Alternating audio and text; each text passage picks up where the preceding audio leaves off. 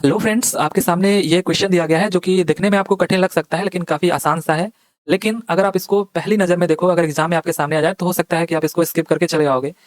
क्या है ये क्वेश्चन, कैसे सॉल्व करना है? यहाँ पर पूछा गया है कि 46.3506 अगर इतने के बराबर है तो a plus b plus c plus d plus e का मान बताइए।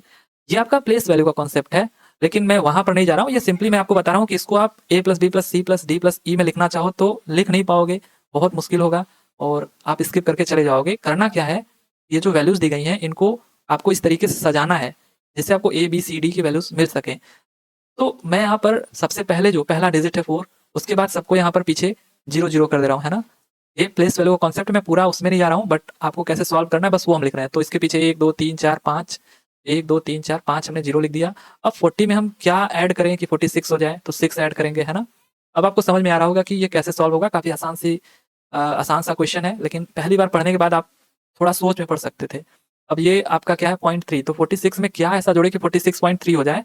तो 46 में अगर हम 0.3 जोड़ें, है ना? तो देखिए हो गया कि नहीं आपका 46.3। लेकिन अभी और भी बचा हुआ है।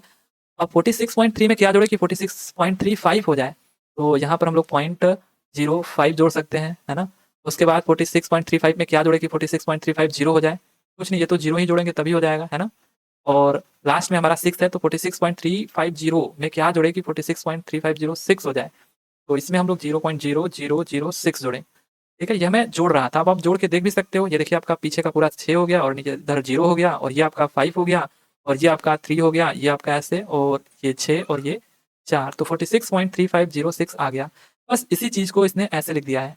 मतलब ये जो 40 लिखा गया है यहाँ पर 4 इंटू क्या है, 10 है, यानी कि ए की वैल्यू आपको तो दिख गई। ए की वैल्यू क्या है, 10। ऐसे ही आगे बढ़ते हैं तो 6 इंटू 1 बाई बी है यहाँ पर ना, 6 इंटू 1 बाई बी। तो यहाँ पर आप देख सकते हो कि 6 केवल 6 है, 6 इंटू 1 है ना, तो केवल 6 है, नीचे कुछ भी नहीं है तो हम 1 मान सकते हैं। इसका मतलब बी की भी वैल्यू हमको मिल गई 1। ऐसे ही प्लस, अब सबको आपने जोड़ा है, प्लस 0.3 है, लेकिन यहाँ पर आपका क्या है, 3c है, यानी 3 में किसका गुणा करें हम लोग कि 0.3 हो जाए। तो 1/10 का अगर गुणा करें तो 0.3 हो जाएगा, यानी कि आपको सी की वैल्यू पता चल गई। तो सी की वैल्यू क्या है यहाँ से, 1/10 यानी 0.1। ऐसे ही आप देख लो यहाँ पर 0.05 लाना है आपको, जबकि ये 5/d है। तो 5 अगर अपन 100 कर दें हम लोग तो 0.05 आ जाएगा, यानी कि डी की वैल्यू क्या हो जाएगी यहाँ से 100, है ना? कंपेयर करना है सिंपल सा। और यहाँ पर उसके बाद ये 0 0 0 था तो इसका कोई मतलब ही नहीं था। आगे है 6e, तो 6 में क्या हम गुणा करें कि ये 0.0006 हो जाए। तो ये अगर आप 10,000 का यहाँ पर मल्टीप्लाई कर दो तो आपका ये इतना आ जाएगा, यानी कि ये ई की वैल्यू हो गई। ये किसकी वैल्यू हो गई, ई की। तो अब आप A B C D E को जोड़ करके बता सकते हो कितना आंसर आएगा, क्योंकि यहाँ सबकी वैल्यू आपको मिल चुकी है। देखिए सबसे पहले डी की मैं लिखता हूँ क्योंकि ये सबसे बड़ा है 100। उसके बाद ए की वैल्यू क्या है 10। उसके बाद ये रहा आपका बी का वैल्यू 1, है ना? आगे क्या है, ये 1/10, इसको आप 0.1 लिख सकते हो सी की वैल्यू को, तो 0.1। ऐसे ही ये आपका है 10,000 है 6 अपान, तो इसको आप लिख सकते हो 0.0006, है ना? अब आप इसको जोड़ दो पूरे को तो आप देखोगे कि यहाँ पर कितना आ जाएगा, सॉरी ये 6 नहीं है, ये 1 अपान है ना ई की वैल्यू, तो ये 1 हो जाएगा।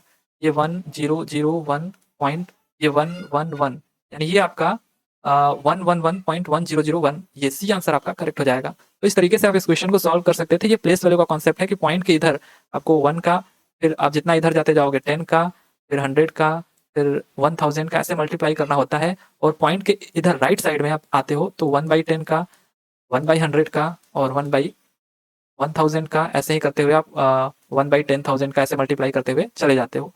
ठीक है, तो इस तरीके से अगर कोई क्वेश्चन आए तो आप पहले इसमें सजाओ, उसके बाद आप इसको कंपेयर कर दो तो आपका आंसर आ जाएगा। आई होप कि आपको समझ में आया होगा। चलिए मिलते हैं अगले वीडियो में, तब तक के लिए थैंक यू।